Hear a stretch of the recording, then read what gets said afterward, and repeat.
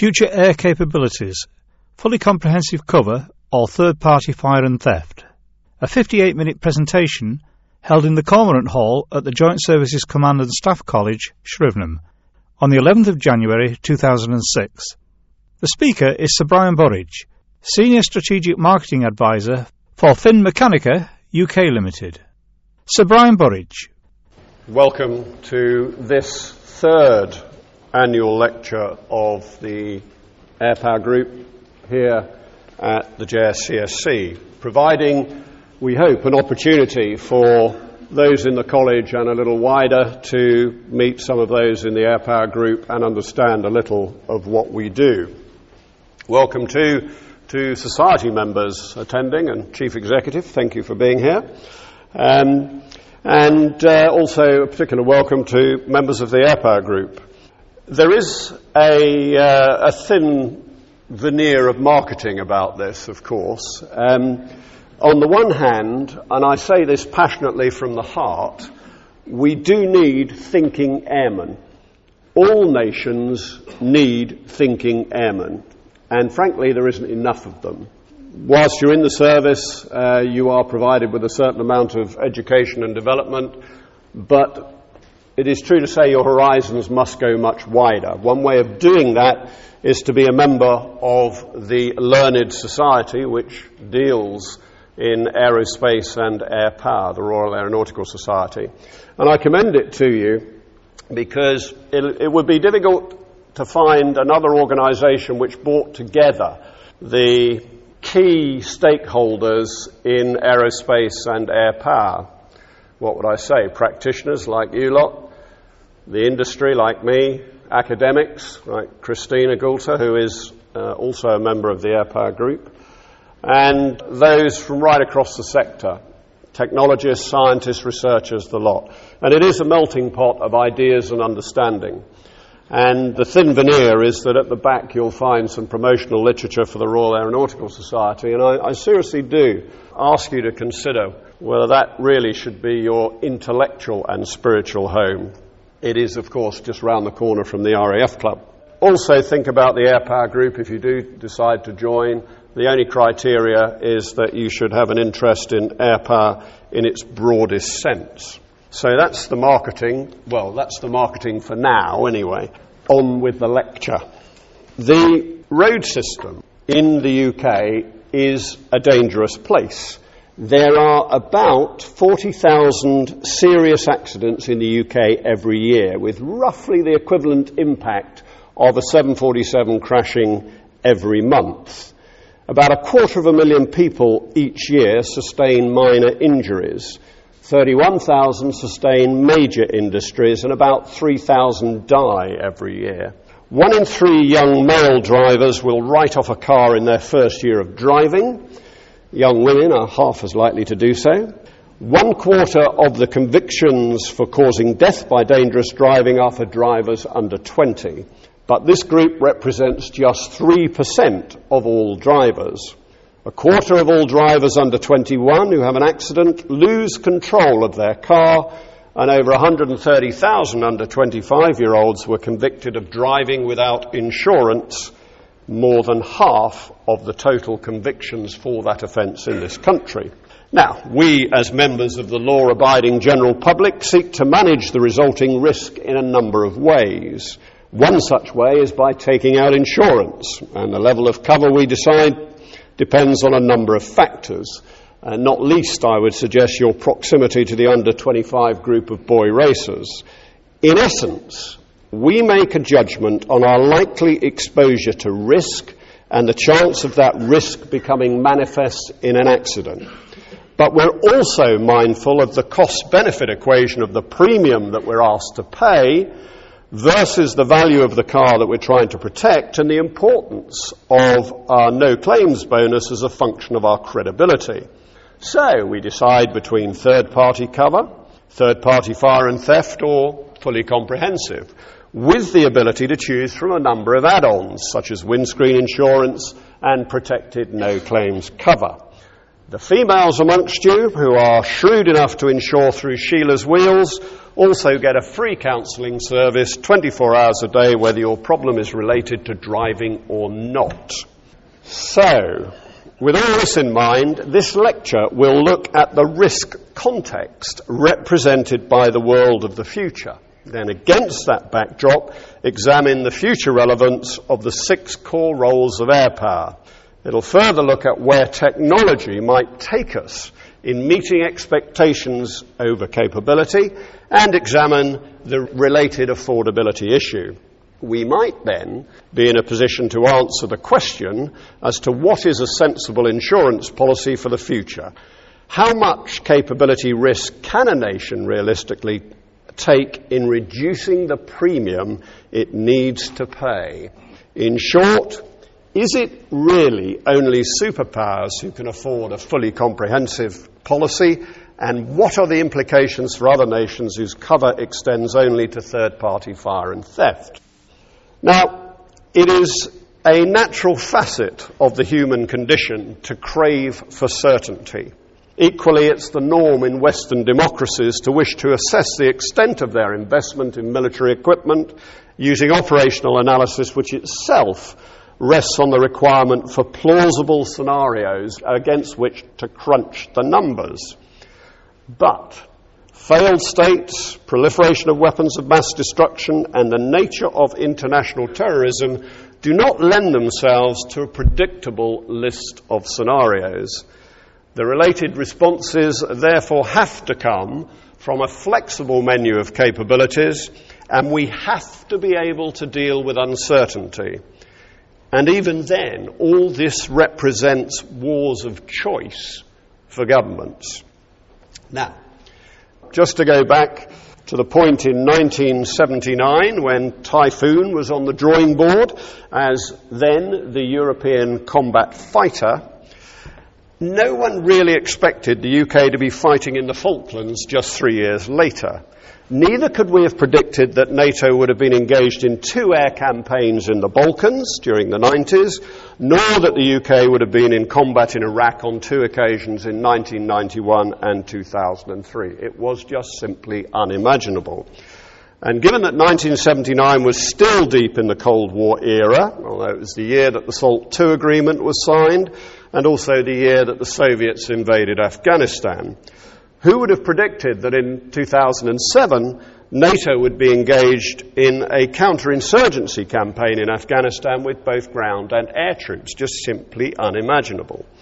Of course, 1979 was also the year of the Islamic Revolution in Iran with the fall of the Shah. And we now look at Iran through a very different prism, with the prospect of the country becoming a nuclear state with the ability to weaponize the technology. The reaction in the region, apart from Israel's short fuse, was for 6 Gulf Arab nations to announce at the December GCC summit that they intended to acquire peaceful nuclear technology. But King Abdullah of Saudi warned, while he was inaugurating that summit, that the Arab world was on the brink of exploding because of the escalating conflicts in the Palestinian territories, Iraq and Lebanon. In his unusually strong rhetoric, King Abdullah said, "Our Arab region is surrounded by unrest and danger. It is almost like a powder keg waiting for a spark to explode." Further east, North Korea remains intransigent and the arms build-up in China continues as the PLA transitions towards becoming a modern, credible force, with high-tech Russian weapons providing 80% of recent acquisitions. Prices are low, and the freely transferred technology is undoubtedly very good. Kilo-class attack submarines, Su-27, Su-30 fighter aircraft, the Sovereign destroyer and the weapon systems to match. Not to be sniffed at, any of that. Indigenously, China is about to complete 23 amphibious ships able to ferry tanks and troops across the 160-kilometre-wide Taiwan Strait and 13 submarines to protect them. And according to a New York Times report, Their amphibious assault shipbuilding alone equals the entire US Navy shipbuilding since 2002, quoting one US official. And interestingly, China's own third generator, the Jian-10, made its public debut in Beijing last week, based entirely on the country's own intellectual property. And General Wu Gang, Deputy General Manager of China Aviation Industry Corporation, said that China has become the world's fourth country that is capable of developing on its own advanced fighter planes, engines and missiles. We might surmise over the identities of the other three, Russia obviously in Chinese terms, US definitely, leaving presumably the UK and France to fight it out. But that aside, of more concern, the Chinese government is about to endorse the law forbidding the formal secession of Taiwan from China, setting new definitions of separatist activity and penalties for traitors. Taiwan regard the new legislation as representing a legal basis for invasion.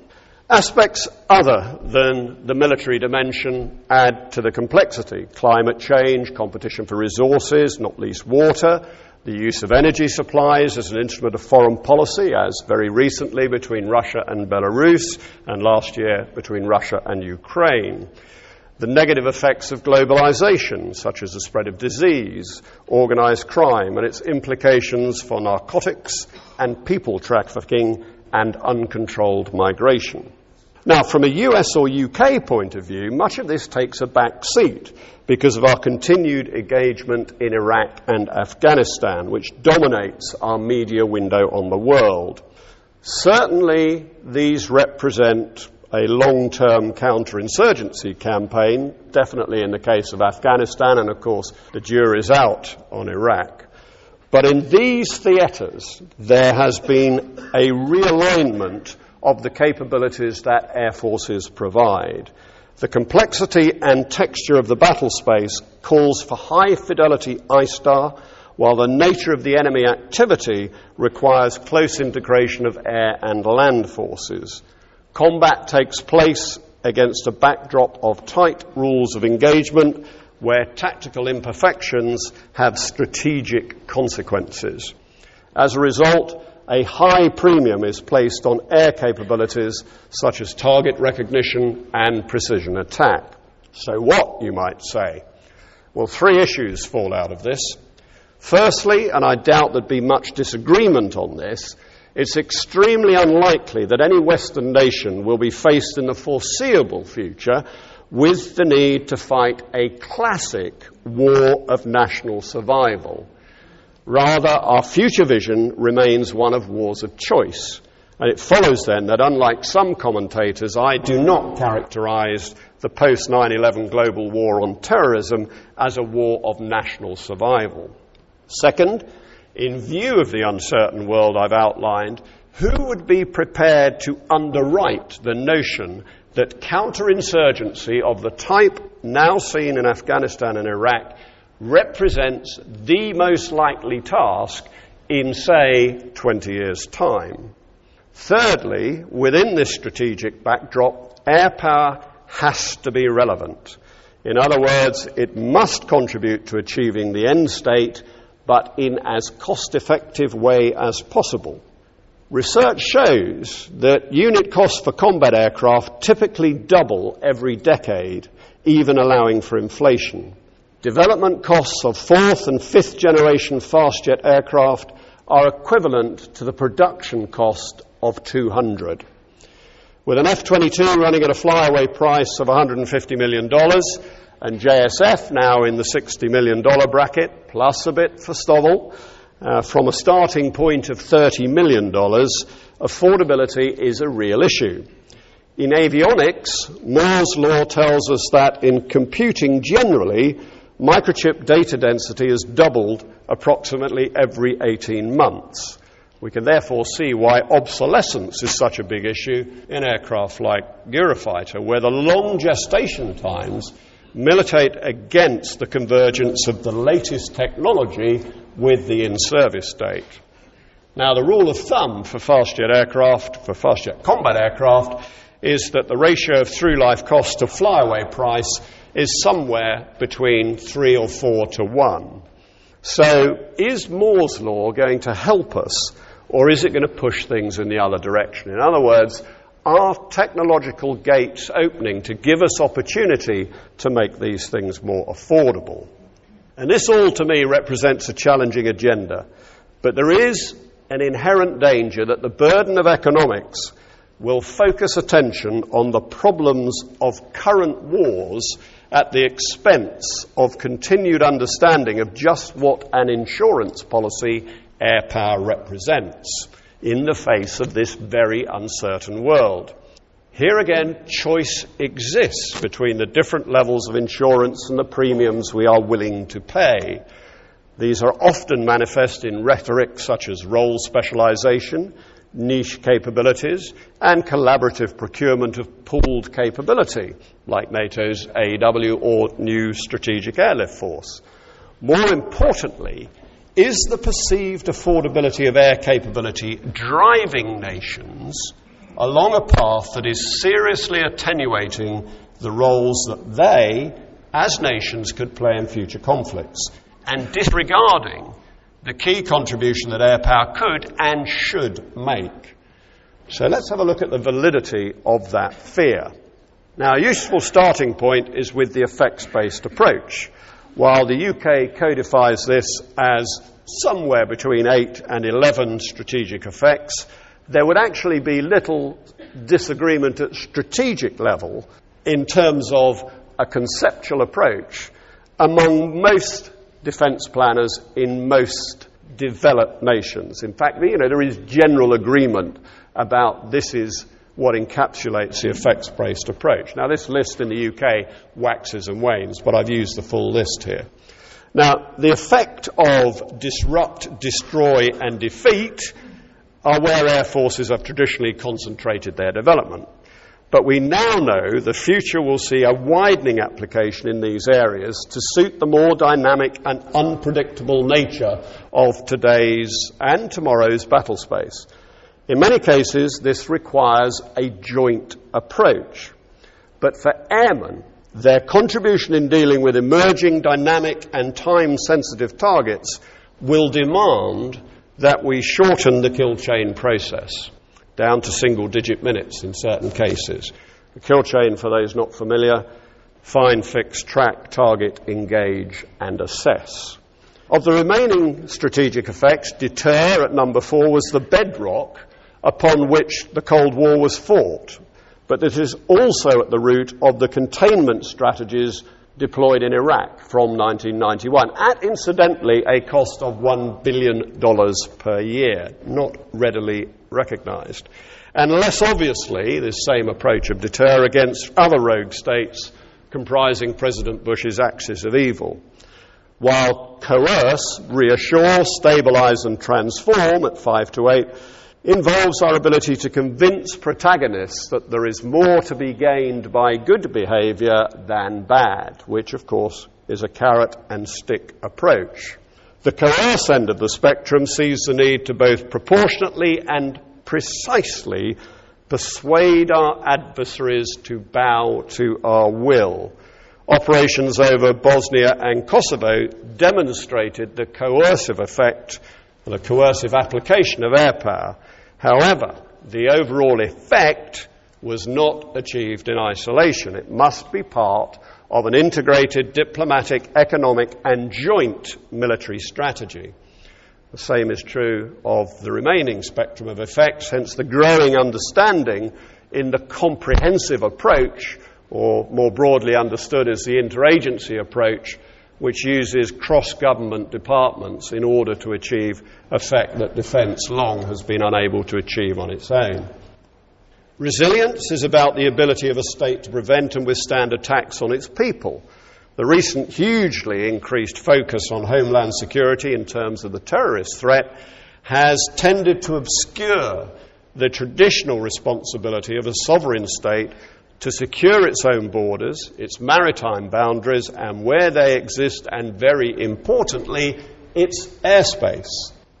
This is why states continue to hold fighter aircraft and controllers at instant readiness on quick reaction alert.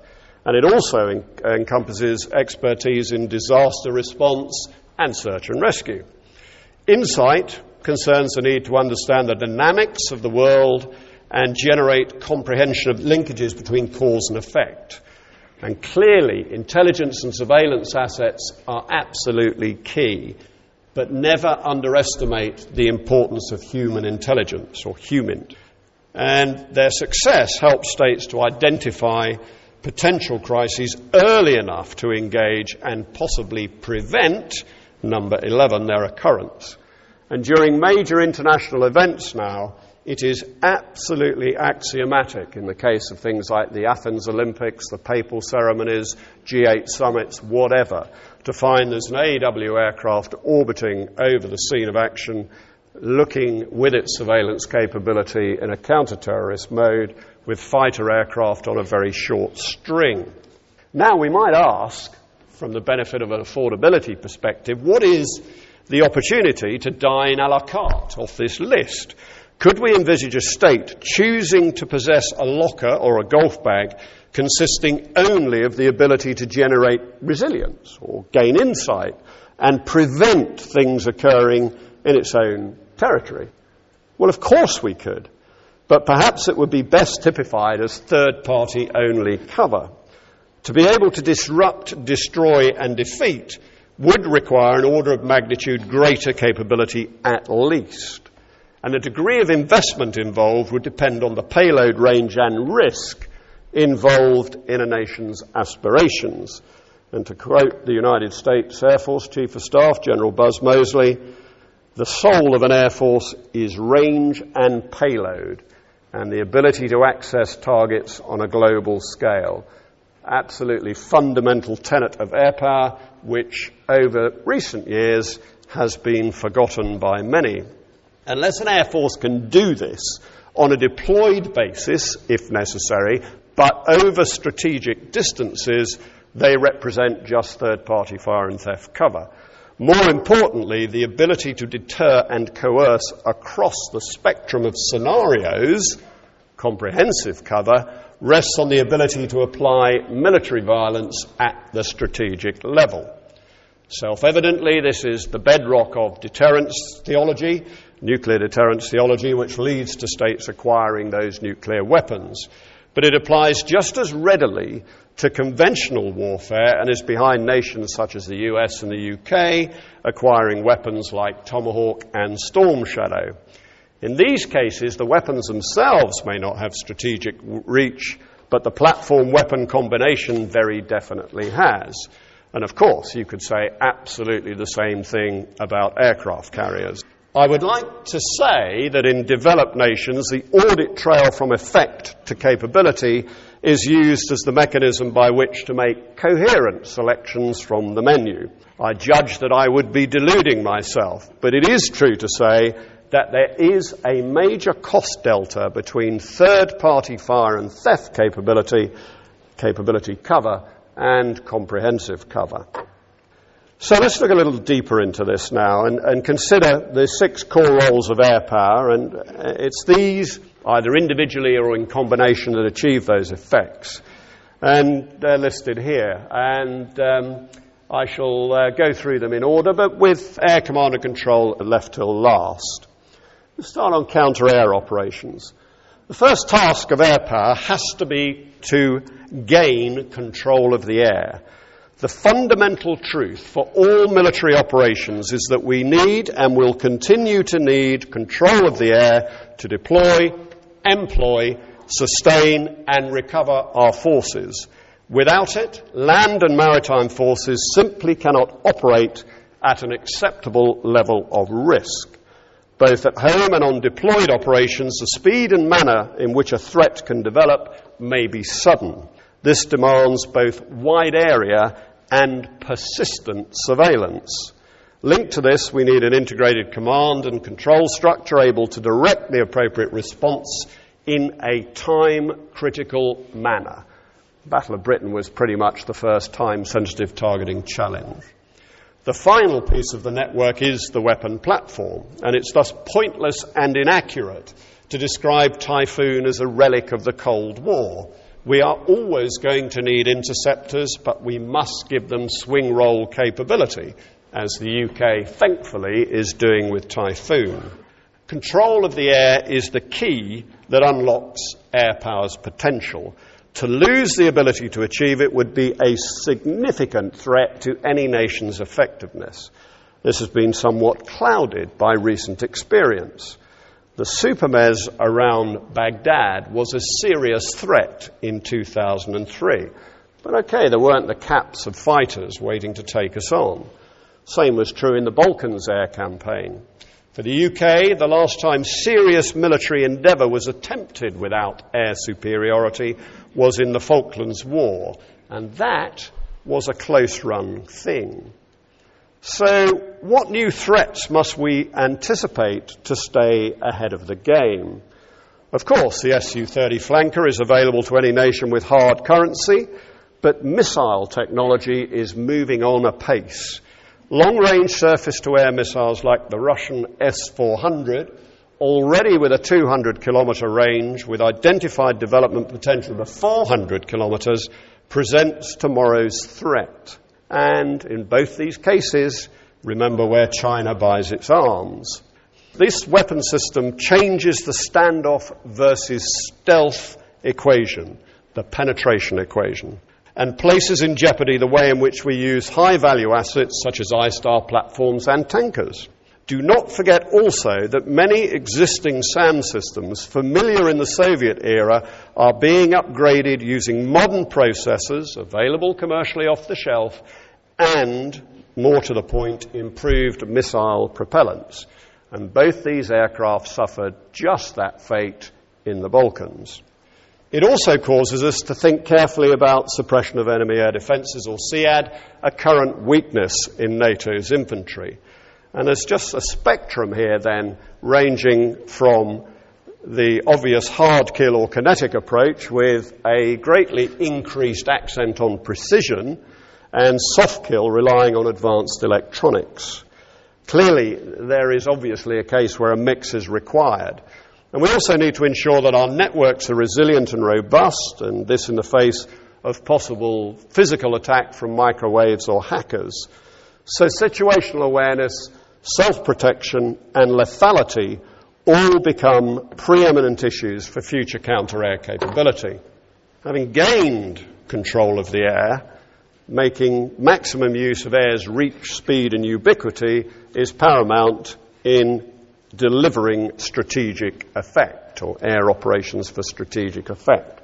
Now, delivering air for strategic effect is about the ability to deliver direct, decisive effect through tactical actions. It is not confined to the notion of strategic intercontinental bombers, but of course the Vulcans in Operation Black Buck did put a bomb through the runway at Port Stanley in May 1982. The classic and rather more nuanced case cited by air power scholars is the Israeli raid on Iraq's Osirak reactor in 1981. And the ultimate comprehensive cover approach is best described by, again, General Moseley with the USAF's mantra. I have to be able to either continue surveillance, hold at risk, which presumably means at high readiness, or strike targets anywhere on the surface of the earth, and command and control, etc., against a global setting. Now, to that end, the United States Air Force is drawing up plans for a long-range, stealthy bomber with entry to service in 2018. Few nations, if any, will be in a position to afford that capability. However, either working autonomously or cued by other intelligence assets, tactical assets can be just as adept at combating threats such as terrorism, weapons of mass destruction, which require swift and responsive systems. Operations need to maximize surprise, reaching deep into the adversary's center of gravity, and apply both tempo and persistence. But our targeting needs to be proportionate, discriminate, humane, and subject to military necessity. And I quote from the Geneva Convention. This means a flexible range of actions to achieve decisive effect. Advanced non-kinetic action about which we simply do not know enough, or when required, precise, low-yield kinetic action will make this a reality. But all of it places a very high premium on situational awareness. But missing from the equation is a real understanding of how to recognize and measure the cognitive effects which result, the behavioral change, if you will, which result from this type of strategic action. Staying with decisive effect, a number of nations attach great importance to their partnership with the US on the Joint Strike Fighter, given that it represents the first excursion into stealth for many nations, which represents a new avenue for self-protection. This delivers the potential for early entry penetrative operations designed to kick the door down. But we should not be seduced into forgetting the information requirements. Delivering precise effects calls for rapid, accurate, and complete data distribution. Thus, network-enabled capability must be tried, tested, and absolutely axiomatic in our way of operating by the JSF era of the next decade. On to integrated air operations. Integrating capability across the combat components, land, maritime, and special forces in this case, greatly increases the effectiveness and tempo of joint operations. It was the primary lesson from the war in Iraq. Integrated air operations benefit from air power's flexibility, responsiveness, precision, and different perspective. This in turn can allow lighter land forces to confront an enemy without increasing risk. But it does require a clear understanding between components.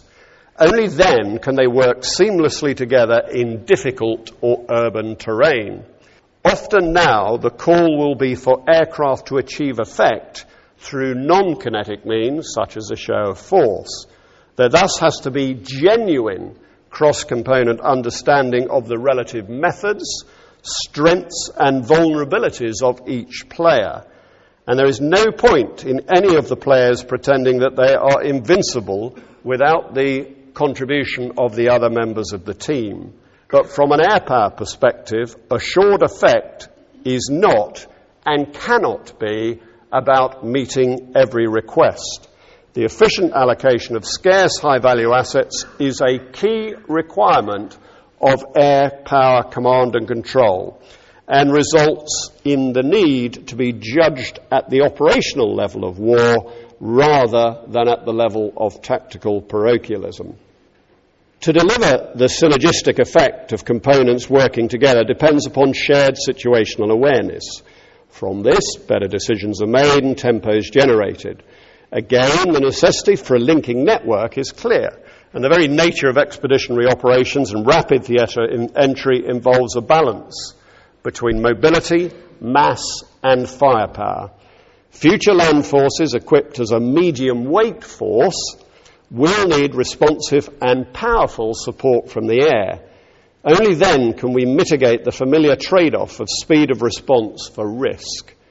Just take a look at the apportionment for the early days of the 2003 Iraq War, and notice the vast proportion allocated to integrated operations, counter-land operations, close air support, kill box interdiction. Generating shock and surprise is just as key, actually, in air assault by helicopter as part of a manoeuvre campaign in terms of getting boots on the ground at the right place, on the right piece of ground quickly, as it is in close air support.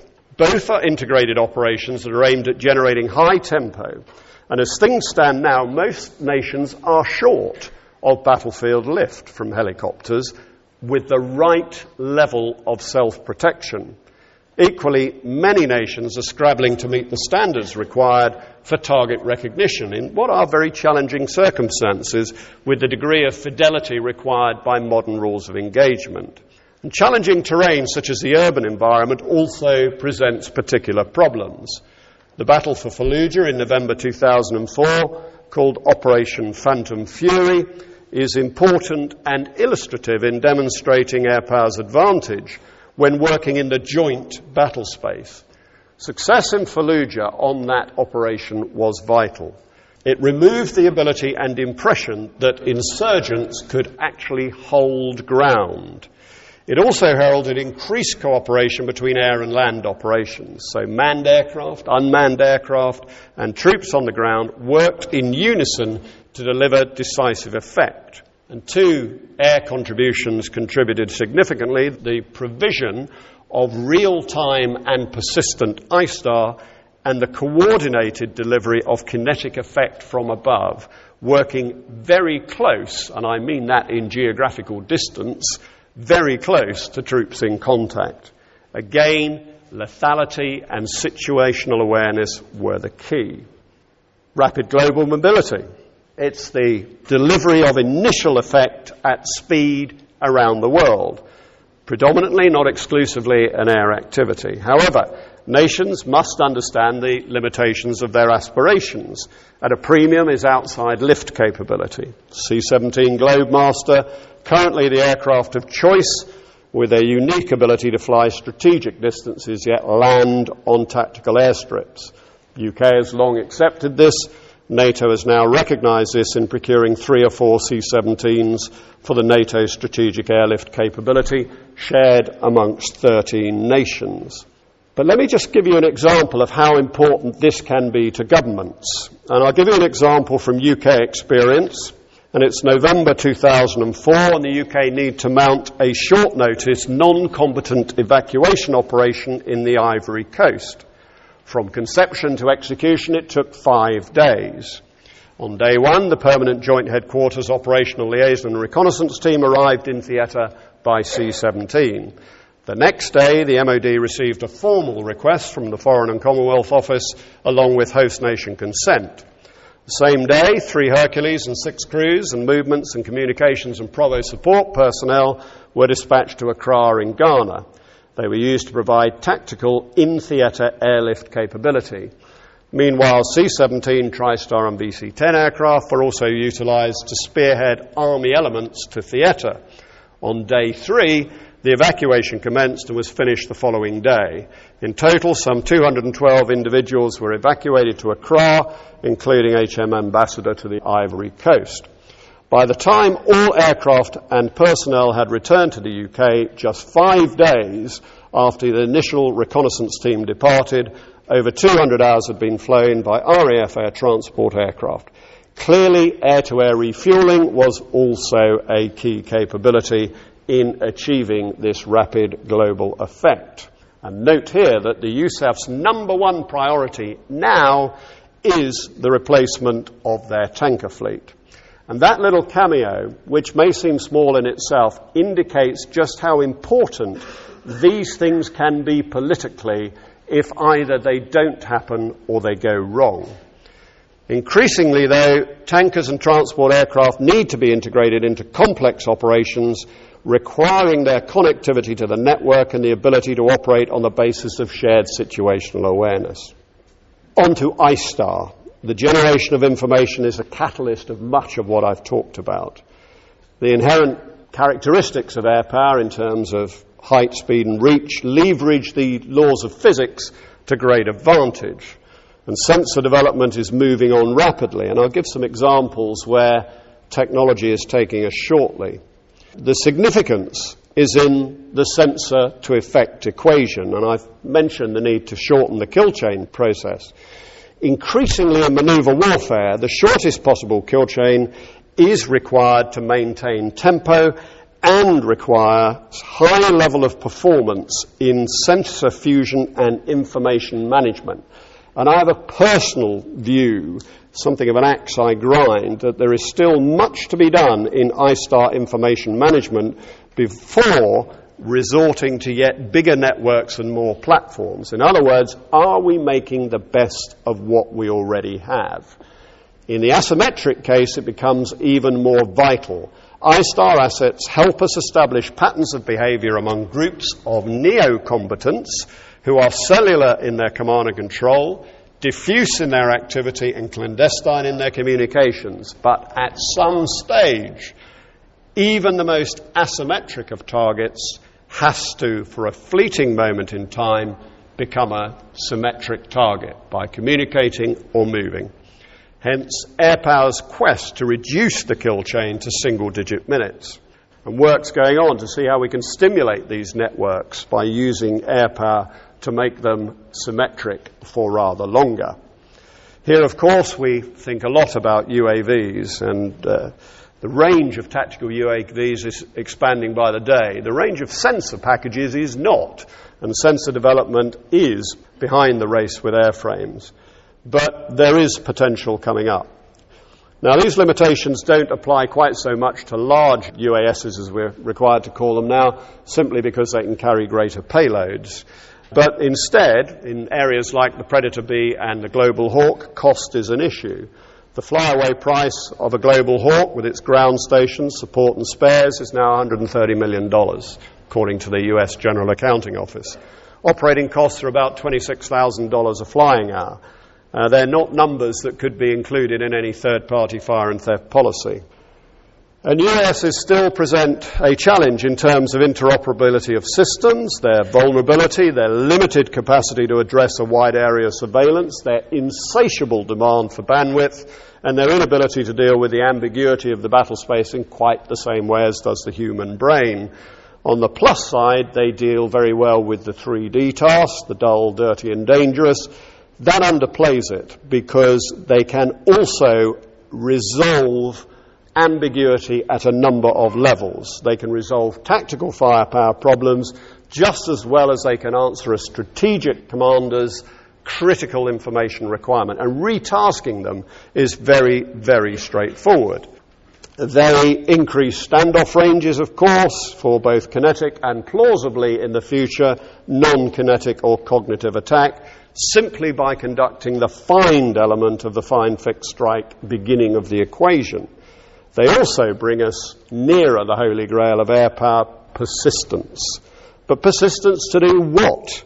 The answer has to be in completing the kill chain. In other words, the future has to see a mix of manned and unmanned combat systems. And the latter, of course, will call for stealth, automatic target recognition, and obviously automatic target attack. And BAE's recently revealed Project Tyrannus could be capable of meeting this requirement. But the current consortium does not yet include a sensor payload manufacturer, and development has got a long way to go. As an aside, and interestingly, the US Navy have now recognized that you can pack a lot more UCASs onto the deck of a carrier than you can manned aircraft. So the debate over JSF numbers will be reignited. But it would take another lecture to address the legal considerations enshrined in this developing vision of robotic warfare. I could mention space, but space, of course, is beyond the purview of all but a superpower, although the UK's lead in lightweight small satellites indicates just what can be done for not too much money. Finally, air command and control. Air assets are at a premium, and the effects they can deliver are also at a premium. They are expensive and they are scarce, and it's vital that we maximize their contribution to the overall campaign. We apply the doctrine of centralized control exercised through an effective command and control structure motivated by mission command. But bridging the tactical operational level divide is about the transmission of information transmitted across the network once again. And it must bridge component seams and exchange information with coalition systems. For air, interoperability is a clear requirement because component boundaries do not exist in the air environment.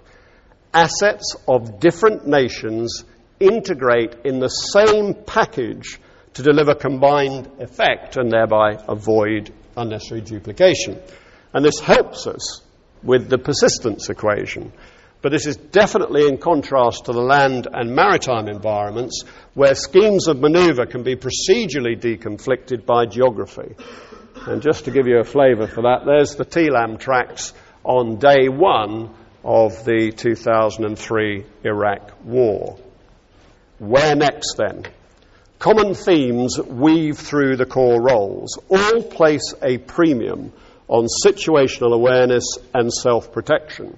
And clearly, where counter-air integrated operations and delivering a strategic effect are concerned, there is an additional premium on lethality. These cross-cutting characteristics are important because they provide one of the keys to affordability in terms of commonality of approach. But also, given the nature of future combat aircraft, such as Typhoon, JSF and F-22, there will be few opportunities, well, actually no opportunities, to change the engine or airframe through life, but a significant requirement, and I stress requirement, to upgrade sensors, systems and software so as to maintain a capability advantage against the threat and thereby enhance the flexibility of employment. In the case of JSF, capability enhancement will come entirely from changes to software, firmware and sensor internal upgrade, things like laser technology. The architecture has been designed to cope with both a modern aircraft's insatiable demand for data and the ability to insert additional capability in the shape of noughts and ones, because that's what capability is. JSF uses the IEEE 1394 standard data bus, which transfers 400 megabits per second, compared with the one you're all familiar with, the 1553 data bus, which has a capacity of only 1 megabit per second. Incidentally, the 1 gigabit fiber channel system will be incorporated in the US E3 upgrade, and in terms of technology, that is showing us where data handling is going. But it leaves us with challenges. Now, I just want to focus on two aspects of technology to finish with, on situational awareness and a cross-cutting capability, and I just want to focus on radar and on electro-optics. In radar, everybody is now into active electronically scanned systems. Well, almost everybody. Because of their fast scan rates and their multiple agile beams, E-scan radars have high performance advantages in dealing with multiple small contacts in the air-to-air mode and with diffuse surface contacts in the air-to-ground mode. They have no moving parts and are inherently reliable, and thus have lower through-life costs, and they also provide potential capability enhancement in terms of electronic attack and data transfer. They are already fielded on the Block 60 F-16 and retrofitted on the F-15 and F-18. The key technology here is in fast, small, transmit-receive modules to generate these very high scan rates. And this type of switching is common in mobile phone technology, particularly in the 3G era, and it relies on gallium arsenide devices. In essence, this gives us scalable technology. Let me show you where this is taking us, and I'll take a radar called PicoSAR as an example, because this is the most miniature of miniature radars. Happens to be a UK product. It's briefcase-sized. It's an X-band radar with an internal power supply and its own cooling internally. It weighs in at 10 kilograms. Average tactical UAV, UAS has a payload capability of about 60 or 70 kilograms. So you can see the significance of this radar. It gives data output at 100 megabits per second. So you need 100 1553 data buses if that's what you chose to use, with selectable resolution down to 1 meter. It provides strip SAR mapping, spot SAR mapping, and GMTI, as you would expect, using a commercial off-the-shelf processor. The US Coast Guard has bought this radar's bigger brother, the Sea Spray, for their C-130s, and I'll show you some results gained with the PicoSAR, which is currently being trialled by the US Army in Nevada. And remember, this thing weighs less than 10 kilograms, The huge advantage of eScan is that it generates the RF right up front on the scanner, so you're not faced with very high voltages and lots of waveguides weaving their way through your Typhoon bulkheads. I cannot state the ranges for commercial and security reasons.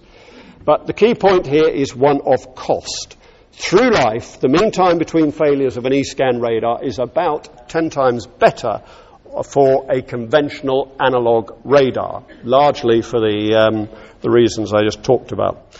In manufacturing terms, the transmit-receive modules, which are common technology with mobile phones, are available at commodity prices. And that was the big breakthrough on eScan. And the nature of eScans is that they continue to operate when one module fails.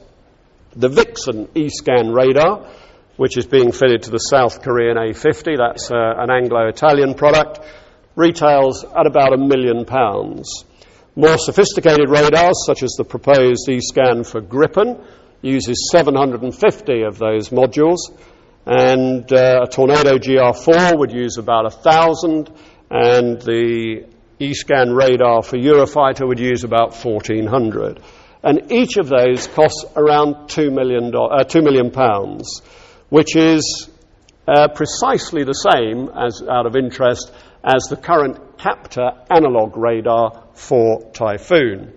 So it is possible to generate capability without ramping up the cost, and also take an advantage in reduced through-life costs. And such radars, of course, have been used in a maritime and ground-based air defence environment for a number of years. But these miniaturized versions have applicability in the self-protection of armoured vehicles as well. So we are opening a technological door, I feel. Second example on electro-optics of the type used in targeting pods for target recognition. And many here will have first-hand experience with TIALD on the GR4 and the need to conquer blobology involved in adhering to tight rules of engagement over target recognition.